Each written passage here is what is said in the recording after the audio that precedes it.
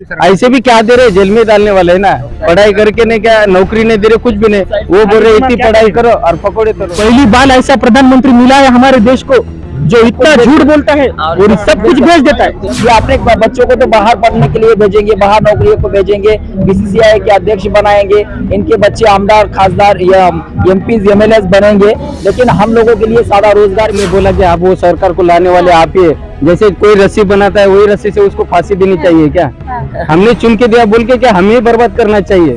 TET का घोटाला है, एमपीएससी के अंदर घोटाला हो रहा है, हर जगह पर पेपर फूट रहे हैं, बहुत सारे सेंटर्स पर उन्हें मैनेज किया जा रहा है। महाराष्ट्र के प्रोजेक्ट आप गुजरात को कैसे दे सकते? जो हमारे लाखों युवाओं को रोजगार देने वाले जो प्रोजेक्ट थे महाराष्ट्र के लोगों को, वो आप गुजरात को क्यों दे रहे हो? कितना पढ़े लिखे? मेरा बीए हो गया है। बीए हो गया है? हाँ। आज क्या कर रहे हैं आप? आज कुछ भी नहीं, मजदूरी करते हैं।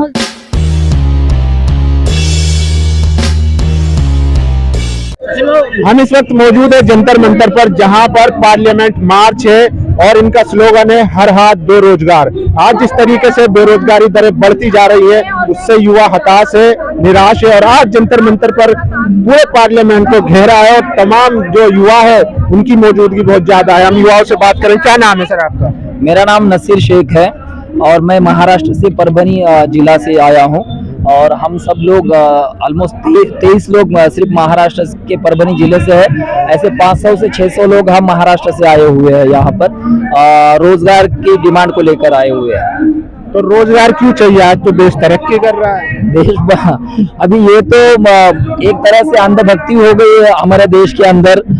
बेसिकली हम लोगों को कभी नहीं, मतलब इंडिया के हिस्ट्री में अभी तक आजादी से लेकर अभी तक इतना ऑलमोस्ट 8% के आसपास बेरोजगारी का दर बढ़ चुका है। इतनी बेरोजगारी अभी तक कभी भी नहीं हुई थी। पिछले कई सालों से हम खुद डिमांड करते आ रहे हैं डीवाईएफआई की ओर से, लेकिन ये हमारी जो मांग है वो तो पूरी नहीं हो रही।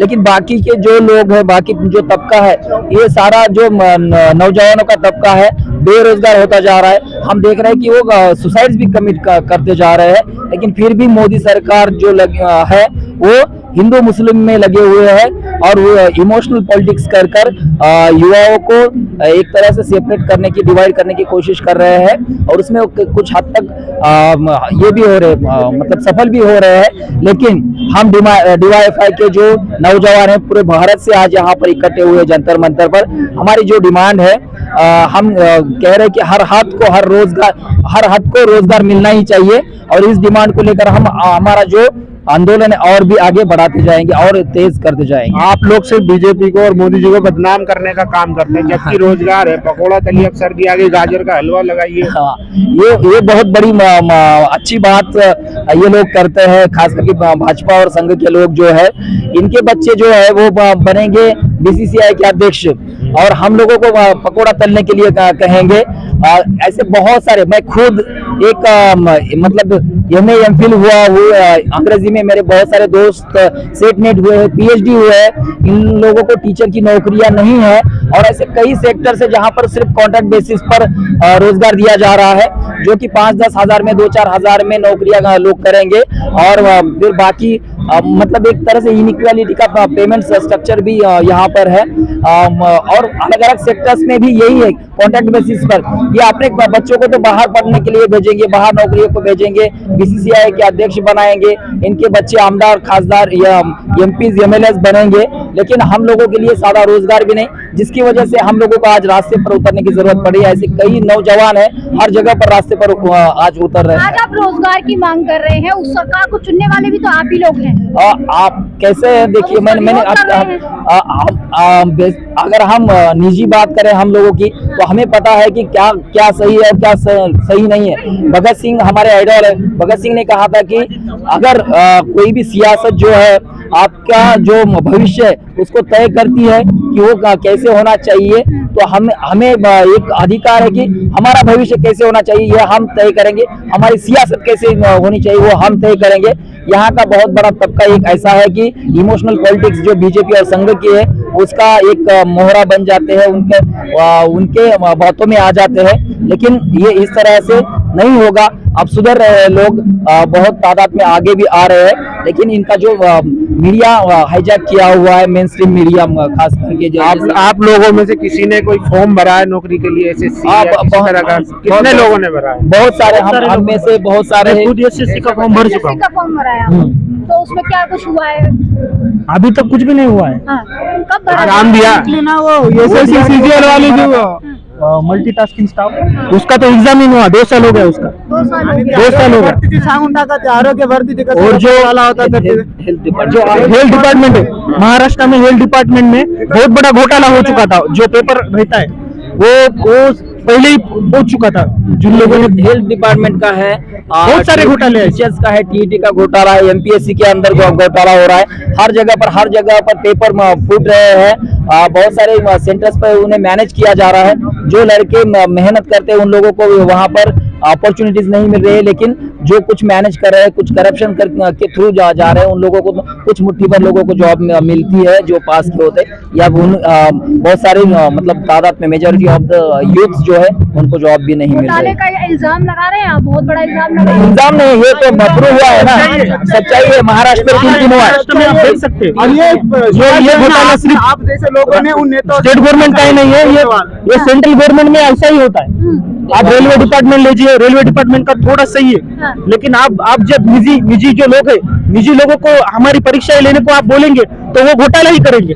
उनके जो संबंधित है उनको वो लेंगे जॉब को, हमारे जैसे लोगों को हमारा कुछ भी नहीं हुआ। ये घोटाला हो रहा है, आप लोग बता रहे हैं, लेकिन सामने क्यों नहीं आ रहे हैं? सामने है ना मैम, मेन स्ट्रीम मीडिया इसको उठाता नहीं है। आप जैसे उनको दबाने वाले भी वही है, तो सामने कैसे आएगा? और आप कहते हैं कि रोजगार दिया है, दबाव बन रहा है। सरकार दबा रही है। सरकार के जो उनके जो फंड है, सरकार के जो फंड है, अगर मैं घोटाला करता हूँ तो मैं किसके लिए करता हूँ? सरकार के लिए करता हूँ। सरकार के गिने चुने आदमी है, उनके वो लगाने के लिए।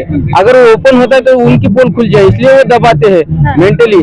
और जहाँ पे मीडिया है सच्चाई दिखाती नहीं है। अभी तक मीडिया जो चल रही है, जो सच्चाई की आवाज है, यूट्यूब चैनल के जरिए चल रही है। जो नेशनल चैनल है एक भी नहीं दिखा रहे हैं। मीडिया बिक चुका है, पूरा बिक चुका है। महाराष्ट्र में कितने अभी तक पेपर, कोई आंकड़ा है लीक होने का? लीक होने का TET का हुआ अभी कुछ 6 महीने 7 महीने पहले TET का भी हुआ है, और उसके बाद हेल्थ डिपार्टमेंट का भी हुआ है, और एक महाड़ा बोलकर है, महाड़ा में भी हुआ है। तीनों इसमें बहुत बड़ा करप्शन हुआ। उसके बड़े बड़े ऑफिसर्स उसमें पाए गए हैं।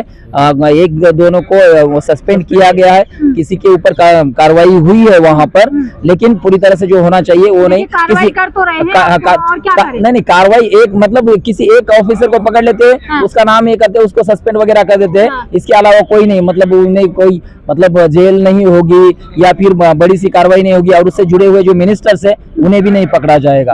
तो इस तरह से सभी डिपार्टमेंट्स का हो रहा है। अभी तो कई देखिए, अभी पिछले हफ्ते की एक बात है कि पुलिस की भर्ती निकाली महाराष्ट्र गवर्नमेंट ने, और 2 दिन के बाद वो नोटिफिकेशन कैंसिल कर दिया कि हम इसकी डेट पोस्टपोन कर रहे हैं, ये अभी के लिए कैंसिल है। मतलब पहले से इतनी बेरोजगारी है, और उसमें कोई एडवर्टाइज निकाल भी दे लेते हैं गलती से तो वो भी कैंसिल कर लेते हैं। महाराष्ट्र में तो ईमानदार सरकार बनी है शिंदे साहब की। बहुत ईमानदार है, जिनके ऊपर 50 खोखे लेने का भी इल्जाम है, उस तरह से ब्लेम किया जाता है। सच्चाई भी अगर इंक्वायरी होगी तो सच्चाई भी निकलेगी। अभी कल का न्यूज है कि बच्चू कडू को उनकी आवाज उन्होंने कुछ ये करने वाले थे, डिस्क्लोज करने वाले थे, तो उन्हें 500 करोड़ का एक निधि दिया गया है और उन्हें चुपचाप बिठाया गया है। तो इस तरह ईमानदारी क्या है? ईमानदारी से एक्चुअली बीजेपी के साथ जो भी जाएगा वो ईमानदार बन जाता है, पूरा झुल जाता है, और जो बीजेपी के खिलाफ रहेगा वो सारा करप्ट होगा, उन्हें जेल में डाल दिया जाएगा, ठूस दिया जाएगा। इस तरह से बीजेपी मतलब तानाशाही का राज चला रही है, अपनी मनमानी कर रही है। लेकिन यहाँ का यूथ जो है उन्हें अच्छे से सबक सिखाएगा, ये हमें लगता है। सबक सिखाएंगे ये अभी तादाद में रास्तों पर हम उतरेंगे, रास्तों की लड़ाई लड़ेंगे, और इलेक्शन के थ्रू हम लोगों में इलेक्शन होगा चले जाएंगे आप वोट डालने? नहीं तो हम जाएंगे, हम लोगों को अवेयरनेस है, जिनको अवेयरनेस नहीं है वो लोग जाएंगे। डबल नहीं होगी, डबल नहीं होगी। एक बार जैसे आपने बोला कि आप वो सरकार को लाने वाले आप ही है, जैसे कोई रस्सी बनाता है वही रस्सी से उसको फांसी देनी चाहिए क्या? हमने चुन के दिया बोल के क्या हमें बर्बाद करना चाहिए? इसलिए रास्ते पे उतरना चाहिए, अगली बार नहीं गलती होंगी। सर सड़कों पे उतरेंगे तो जेल में डाल दीजिए सरकार। ऐसे भी क्या दे रहे, जेल में डालने वाले है ना। पढ़ाई करके नहीं, क्या नौकरी नहीं दे रहे, कुछ भी नहीं। वो बोल रहे इतनी पढ़ाई करो और पकौड़े करो, उसके लिए भी कर्जा नहीं दे रहे। पढ़े लिखे हैं, कितना पढ़े लिखे हैं? मेरा बीए हो गया है। बीए हो गया है। हाँ। आज क्या कर रहे हैं आप? आज कुछ भी नहीं, मजदूरी करते हैं। मजदूरी कर रहे हैं बीए करके? बीए करके। आप सभी पढ़े लिखे हैं? मेरा पोस्ट ग्रेजुएशन हो चुका है। मेरा देखिए बीए हो गया, जीटीसी पास हूँ मैं, बिलीफ हो गया मेरा, अभी एमएलए पैपिर हूँ।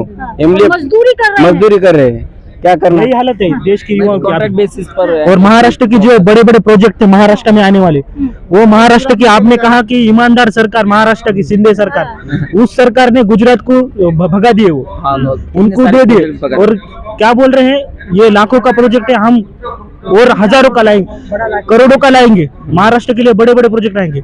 मोदी सरकार प्रांतवादी लोग है, ये सिर्फ गुजरात के वो प्रधानमंत्री है। ये सवाल हम युवा, महाराष्ट्र का जो युवा है वो उनसे पूछना चाहता है, प्रधानमंत्री मोदी जी से। सर गुजरात के प्रधानमंत्री हैं। हाँ, ये हम देश के प्रधानमंत्री, देश के प्रधानमंत्री दुनिया में नाम कहते हैं, रोशन हो रहा है। सब कहते हैं महाराष्ट्र के प्रोजेक्ट आप गुजरात को कैसे दे सकते? अभी कैटेगरी जो हमारे लाखों युवाओं को रोजगार देने वाले जो प्रोजेक्ट थे महाराष्ट्र के लोगों को, वो आप गुजरात को क्यों दे रहे हो? यही सवाल है प्रधानमंत्री से। तो इससे क्या पता चलता है अपने को कि वो गुजरात के प्रांतवादी एक प्रधानमंत्री है, सिर्फ गुजरात के लेवल पे हूँ, 2% आ रहे। हमारा कोई भी नहीं है। वो तो कहते हैं इस देश को जो है पहली बार ऐसा प्रधानमंत्री मिला है जो पूरे भारत के लिए सोचता है, उसने तपस्याएं की है। पहली बार ऐसा प्रधानमंत्री मिला है हमारे देश को जो इतना झूठ बोलता है और सब कुछ भेज देता है, सब कुछ भेज देता है, कुछ भी नहीं छोड़ता। हो गया चलिए, तो ये आज के युवा थे जो जंतर मंतर पर आए थे। आप इनके विचारों से समझ सकते हैं कि ये लोग कितने हताश हैं, निराश हैं। जिस तरीके से आज बेरोजगारी दर बढ़ती जा रही है, भारत जो हंगर इंडेक्स है उसमें भी पिछड़ गया है। ये ऐसे हालात है। आज पार्लियामेंट को, संसद का घेराव किया था युवाओं ने, राजस्थान से, महाराष्ट्र से, हर जगह से लोग आए थे। आप लोगों की क्या राय, आप अपनी राय जरूर दीजिए। शुक्रिया।